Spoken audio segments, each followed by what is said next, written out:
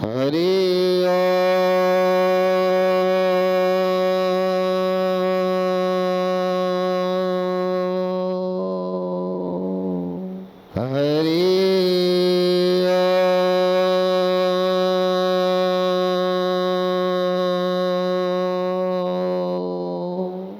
गुरुर्ब्रह्मा गुरुर्विष्णु गुरुर्देव महेश्वरः गुरुः साक्षात् परब्रह्म तस्मै श्री गुरवे नमः। ध्यानमूलं गुरुर्मूर्तिः पूजामूलं गुरुर्पदं मंत्रमूलं गुरुर्वाक्यं मोक्षमूलं गुरुकृपः। अखण्डमण्डलाकारं व्याप्तं येन चराचरं तत्पदं दर्शितं येन तस्मै श्री गुरवे नमः। गजाननं भूतगणादिसेवितं कपित्थजम्बूफलचारुभक्षणम् उमासुतं शोकविनाशकारकं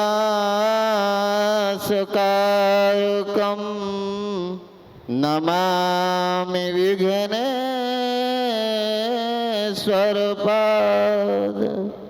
मनोजवं मारुततुल्यवेगं जितेन्द्रियं बुद्धिमतां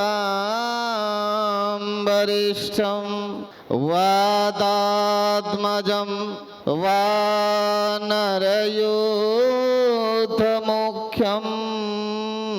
श्रीरामदूतं शरणं प्रपद्ये। अज्ञानतिमिरान्धस्य ज्ञानाञ्जनशलाकया चक्षुरुन्मीलितं येन तस्मै श्री गुरवे नमः। वसुदेवसुतं देवं कंसचारूणमर्दनं देवकी परमानन्दं श्रीकृष्णं वन्दे जगद्गुरुं। बोले सच्चिदानंद भगवान की, बोले सद्गुरुदेव भगवान की। श्री राम जय जय राम। श्री राम जय जय राम। श्री राम जय जय राम। बोले श्री सद्गुरुदेव भगवान की, बोले वृंदावन बिहारी लाल की। धर्म की अधर्म का प्राणियों में विश्व का, गौ माता की, गंगा माता की, भारत माता की, सत्य सनातन धर्म की, सत्य सनातन धर्म की। ओम नमः पार्वती पतये हर हर महादेव। हम सब आज के इस पावन सत्संग में प्रवेश करें। अद्भुत है। मान लो हम जन्मे होते और आँख ना होती, यदि हम जन्म लिए होते, मान लो बहुत लोग हैं जो जन्मे हैं आँख नहीं है, कोई ऐसा तो आश्चर्य तो नहीं है। कोई सत्संग हमारा कोई अंधविश्वास जैसा नहीं है। हम तो वो बात कहते हैं, तू बोले कागज की लेखी, मैं बोलूँ आँखिन की देखी। जैसा जैसा संसार हमें दिखाई दे रहा है, इसलिए संत ने कहा जब तक न देखूं अपने नैना तब तक न मानूं किसी का जब तक अपनी आंखों से ना देखो हमारी बात भी मानने की जरूरत नहीं। जितना जितना आपकी आंखों में दिखाई दे, कानों में सुनाई पड़े, उतना उतना मानते। उतना भी मानने के लिए यदि हम तैयार हो गए तो हमारा जीवन कल्याण के मार्ग में प्रशस्त कर जाएगा। उतना जो जो ठीक ठीक दिखता है ना संसार, उसको ठीक ठीक देखो। बहुत लोग हैं जो पैदा हुए हैं बेचारों के आंख नहीं है। जिनके आंख नहीं है उन्हें आंख होने की महत्वता पता है। आज वो सोचते आंख होती तो हम भी सत्संग में जाते, गुरुजनों का दर्शन करते, हम भी मंदिर में जाते, ठाकुर जी का दर्शन करते, हम भी तीर्थ जाते। पैदा तो हो गए हैं पर दिव्यांग हैं, पैर नहीं है। लगता है हमारे पास भी पैर होता तो हम भी बाबा अमरनाथ जाते, हम भी माँ वैष्णो देवी की पहाड़ी में चल करके दर्शन करते।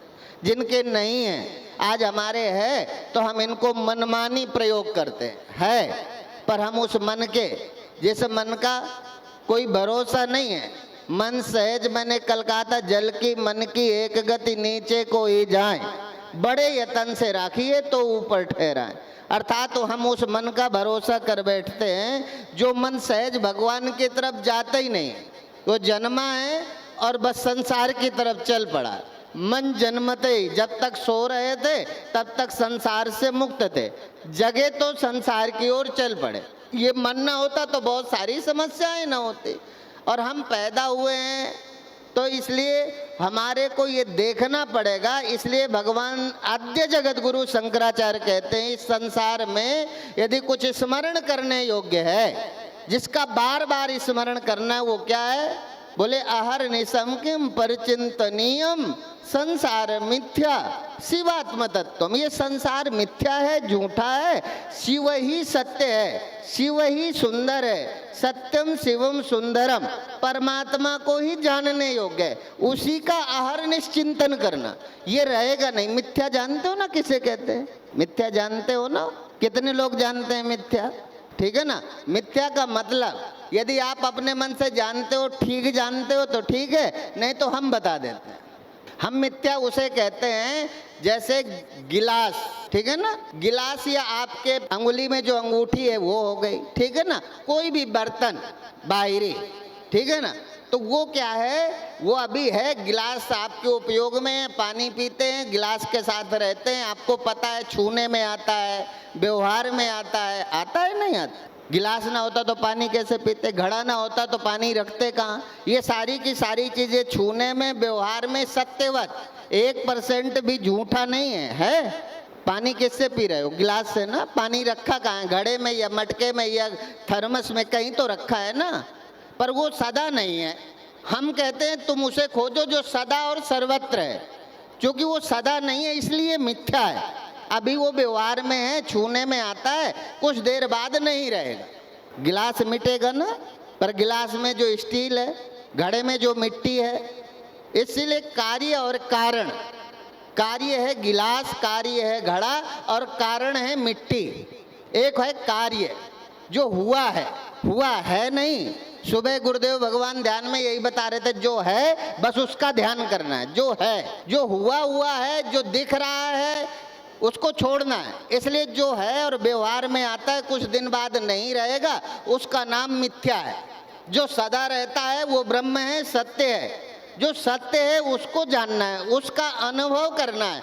उसको बिना जाने कोई भी दुनिया का चमत्कारी आपको मृत्यु के भय से बिना समझ के मुक्त नहीं कर। वो दवा देकर, आशीर्वाद देकर मृत्यु से नहीं बचा सकता। मृत्यु जहाँ जहाँ तुम्हें मृत्यु समझ आती है, मन में जहाँ मौत का भय है, इसी मन में मौत का जो कन्फ्यूजन है, जो संशय विपर्य रहित मन, संशय कोई कन्फ्यूजन न रहे, हमारी क्लियरिटी हो, हम अजन्मा और अविनाशी कैसे हैं, तो हम कार्य और कारण, मैंने कल बताया था अन्वय व्यतिरेकाभ्याम यस्यात् सर्वत्र सर्वदा, जो सर्वत्र और सर्वदा है। जैसे मैं एक उदाहरण में कहूँ, शीशा में मुख, अर्थात हम कहते हैं मिरर में मुख और संसार में सुख। वो मिरर के मुख जैसा है। कहते हैं मिरर में मुख और संसार में सुख दिखाई देता है नहीं है? अच्छा बताओ, आईना में मुख है आपका कि दिखाई देता है?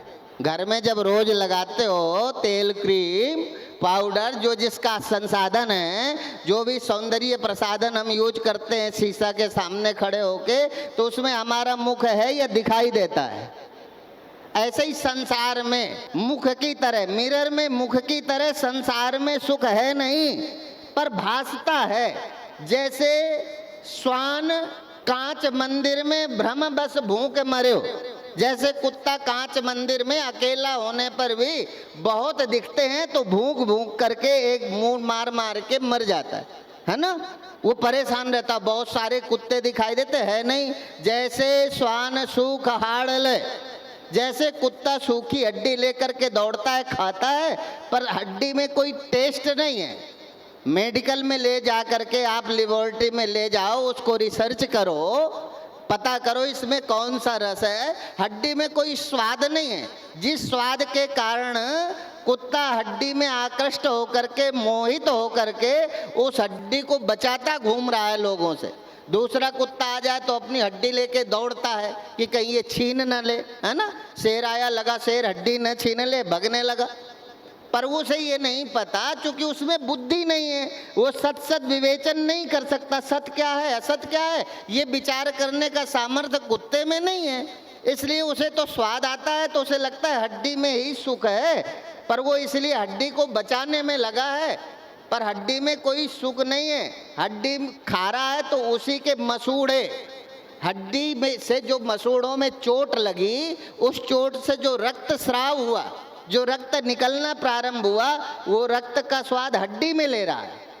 हमें लगता है, जैसे हम कहते विचार करके देखो प्यारे जगत बना है मन से, विचार करके देखो प्यारे जगत बना है मन से, यह संसार स्वप्न में रचता देख ले नैनन से। जैसे धूप में ओला पिघले जल हो जाए यतन से, तैसे ही ये मन ब्रह्म होते हैं पिघलत ज्ञान अगिन से। विचार करके देखो प्यारे जगत बना है मन से। अब आप ये बताओ कि स्वप्न में प्राप्त पत्नी या पति, स्वप्न में प्राप्त संतान या धन या गरीबी, स्वप्न में जो धन या गरीबी या पत्नी या पति जो भी मिला है, सुख अथवा दुख, कुछ तो मिला है ना। जब स्वप्न हुआ तो या तो आप सुखी हुए या दुखी हुए स्वप्न में। इसलिए का विचार करके देखो प्यारे जगत बना है मन से, यह संसार स्वप्न में रचता देख ले नैनन से। मेरे नैनों से नहीं, अपने नैनों से, अपने नैनों से देखो। मेरे नैनों का देखोगे तो लगेगा जैसे मैं अंधविश्वास फैला रहा हूँ।